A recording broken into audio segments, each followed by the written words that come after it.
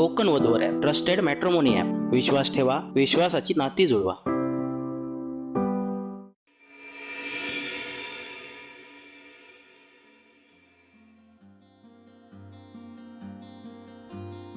आई, हातपाय धुवून घे, पटकन चहा टाकते. दादा आज खूप खुश दिसतोयस. हो मग, आपल्या व्यवसायाला 1 महिना पूर्ण झाला. हिशोब करायचाय, किती पैसे जमा झाले ते बघायचंय. आलो. 1 महिना झाला. हो ग आई. खरंच सूरज खूप मेहनत करतोय ना. आई मी पण त्याला मदत केली आहे. हा हो ग सोन्या, अशीच मदत करत राहा आणि असेच सांभाळा एकामेकांना. सूरजचं लग्न मोडल्यापासून पार कोलमडून गेला होता. सावरला, जिद्दीने व्यवसाय करतोय तो आता. ही जिद्द कायम ठेवायची आहे. तुम्ही सगळे आहात म्हणूनच व्यवसाय टिकलाय ना. मला चहा आणता का? आई तू बस, मी आणते चहा.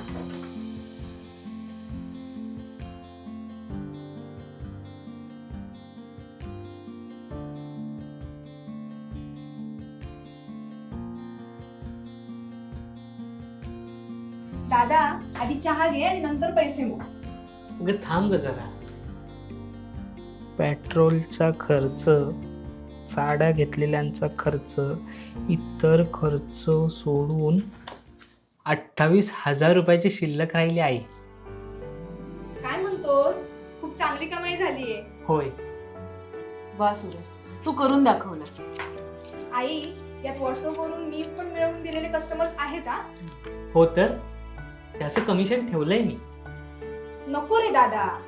नको काय, हे व्यवसाय आहे. व्यवसायामध्ये चोख राहायलाच हवं. हे घे. हा घे चहा. सूरज, बघून खूप बरं वाटलं. तू जिद्दीने व्यवसाय सुरू केलास आणि आलेल्या अडचणींवरती मात केलास.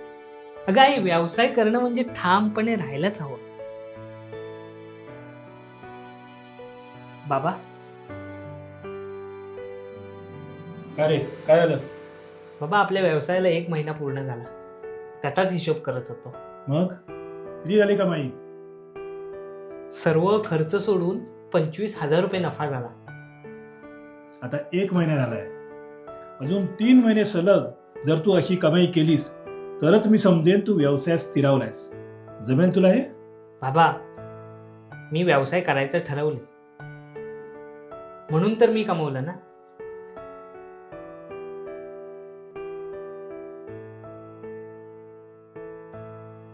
हे घ्या, माझ्या पहिल्या महिन्याची कमाई. देवाकडे ठेव. आई, अरे हो रे, तुला बाबांचा स्वभाव माहिती आहे ना. त्यांना आनंद झाला असेल पण ते दाखवून देणार नाही. तू अशीच मेहनत करत राहा. एक दिवस ते तुझं कौतुक नक्की करतील.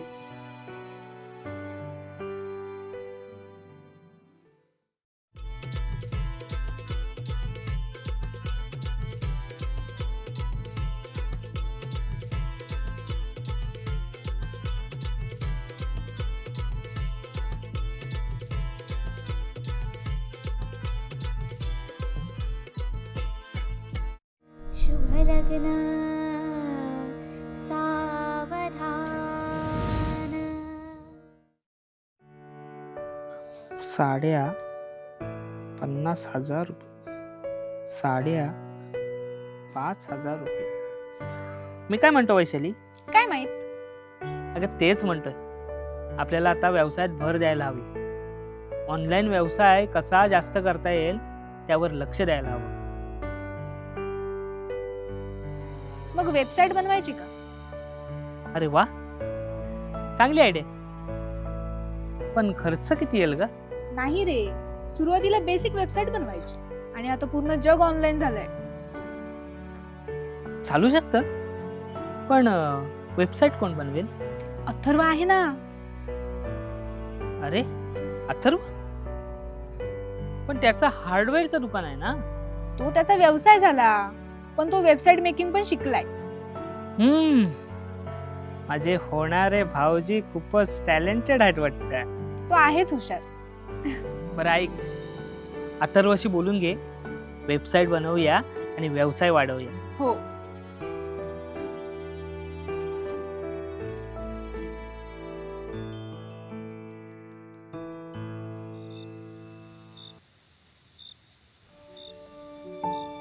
आई बाबा कुठे आहेत? अरे ते बाहेर गेलेत रे. कशाला? माहित नाहीत पण येतील शेवटच्या एसटीने. अगं भूक लागली ग. मला पण भूक लागली रे. ते बघा आले. तुम्ही जेवला नाही अजून? तुमची वाट बघत होतो. वैशाली, ले घे. काय आहे बाबा? स्थळ आणले तुझ्या. बाबा अहो पण कोणीही काही बोलू नका. मी योग्य तो निर्णय घेतलेला आहे. 2 महिन्यानंतरचा लग्नाचा मुहूर्त काढू. मी बघितलेला मुलगा चांगला आहे. बँकेत नोकरीला आहे. शिवाय आपल्या जातीतला पण आहे. अहो पण बाबा तिचं प्रेम आहे अथर्ववर. मी एकदा सांगितलं ना, त्याच्याशी लग्न होणार नाही. मी बघितलेल्या मुलाशीच तिचं लग्न होणार.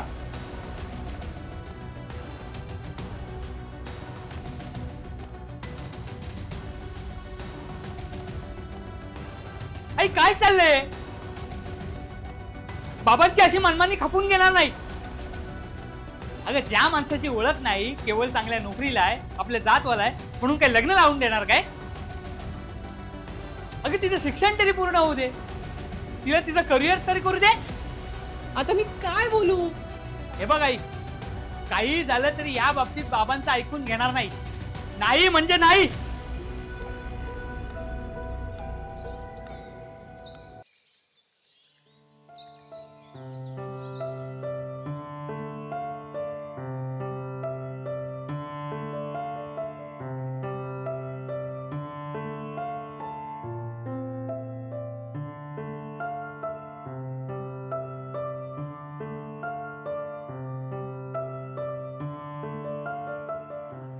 हे बघ, काल रात्री बाबा जे काय बोलले त्याच्यावर टेन्शन घेऊ नकोस. कदाचित ते त्यांच्या जागे बरोबर आहेत. तुझं हित त्यांच्या निर्णयात आहे असं त्यांना वाटतं, म्हणून त्यांच्यावर रागवून काय होणार नाहीये. तू तुझ्या निर्णयावर ठाम राहा. आज ना उद्या त्यांना तुझी बाजू कळेलच. ठीक आहे? सुरेश हा डबा घे. थँक्यू. आणि ऐक वैशू, आपल्याला वेबसाईट डेव्हलप करायची आहे. त्यासाठी अथर्वला भेटावं लागेल आणि माझं देखील त्याच्याशी महत्वाचं काम आहे. कधी भेटूया? आज संध्याकाळी? हो चालेल. हे बघ सूरज, सध्या अथर्वचा विषय ह्यांच्यापर्यंत नकोच. अगं आई, यात लपवण्यासारखं काय? अथर्व जर चांगला मुलगा असेल तर आपल्या वैशूचं लग्न लावून देण्यात काही प्रॉब्लेम नाही. आणि तसंही तो व्यवसाय करतो, हार्डवेअरचं दुकान आहे आणि वेबसाईट सुद्धा डेव्हलप करतो. इतका चांगला मुलगा आपल्या गावात मिळत असेल तर बाहेर जाण्याची काय गरज आहे? अरे पण हे ऐकणार नाहीत ना. ते काही असू दे, त्यासाठी खूप वेळ आहे. आपल्याला अजून आपल्या वैशूचं शिक्षण पूर्ण करायचंय. अरे लग्नानंतर व्यवसाय कशाला हवा? अगं आई, तसं नाही. कोणावर कधी वेळ कशी येईल ना सांगता येणार नाही. पुरुषांप्रमाणे स्त्रियांनाही स्वावलंबी व्हायला हवं. आणि आपली वैशू खूप हुशार आहे. तिचा शिक्षणाचा आणि ज्ञानाचा भर तिच्या व्यवसायात पडेल. हो की नाही वैशू? हो दादा. बरं चल. आणि हो, संध्याकाळी आपण अथर्वला भेटतो. हो. चल आई, बाय.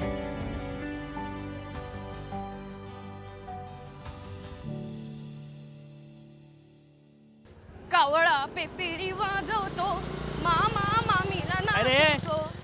एवढे चांगले कपडे घालून कुठे चाललास? मामा नवरी घेऊन येतोय ना. मामा नवरी? कुठून? एकदम लांब, कर्नाटकातून. अरे पण त्याचं लग्न कधी ठरलं? ते काय आहे ना, आमच्या मामाचं वय खूप, त्याचं लग्नच ठरत नव्हतं. मग काय तिथे कर्नाटकात लग्नासाठी मुली खूप मिळतात, तिकडूनच आणतोय. काय सांगतोस काय? होय, अरे खरंच सांगतोय. आता मामा मामीला घेऊन येईल. चल. आमची मोडली, लोकांची जुलली.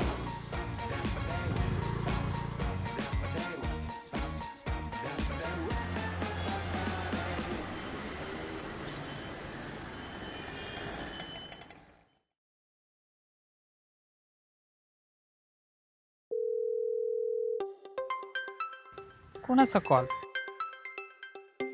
कंपनीतल्या दीपकचा कॉल. हॅलो. हॅलो सूरज, अरे कुठे आहेस तू? का रे, इतक्या दिवसांनी आठवण आली माझी? अरे एकाच कंपनीत काम करत होतो ना आपण. इतक्या लवकर विसरलास? तुला माहिती आहे का तुझ्याबद्दल कंपनीमध्ये किती चर्चा चालू होती? अरे गावी गेलास तर आलासच नाही परत. अरे ते मला माहितच आहे रे, म्हणूनच पुन्हा मी मुंबईत आलो नाही. अरे पण तू गावी राहून करणार काय आहेस? हा, मग मुंबईत येऊन काय करणार होतो?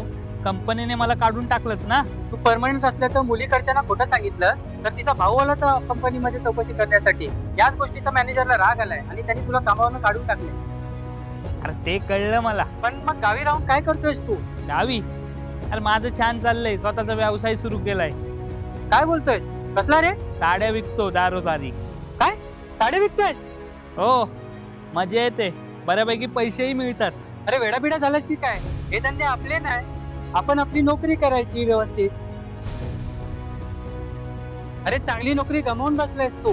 हे हिंडून फिरून धंदा करणं परमनंट यांचं काम आहे, आपलं नाही. अरे असं काही नसतं, आपणही धंदा करू शकतो आणि हे मी सिद्ध केलंय. मला वाटतंय परत तू मुंबईला यावंस, कुठे ना कुठे नोकरी मिळेल तुला. हे बघ दीपक, मी आनंदात आहे आणि हा व्यवसाय मी स्वखुशीने निवडलाय आणि यात मला यश देखील मिळालंय. अरे पण दीपक, फोन केल्याबद्दल थँक्स आणि बाय.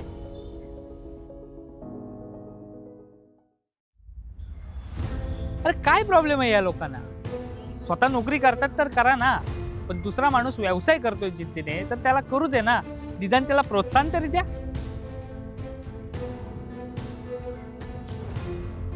हा नोकरीत परमनंट नाही असं मुलीच्या भावाचं म्हणणं आहे. अख्ख्या गावात इज्जत गेली आपली.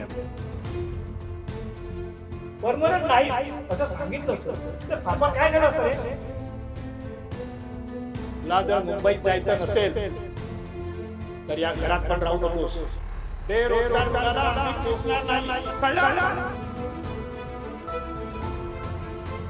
3 महिन्यात जर व्यवसाय उभा करू शकला नाही तर सरळ घराबाहेर निघायचं, मुंबई गाठायची आणि नोकरी करायची.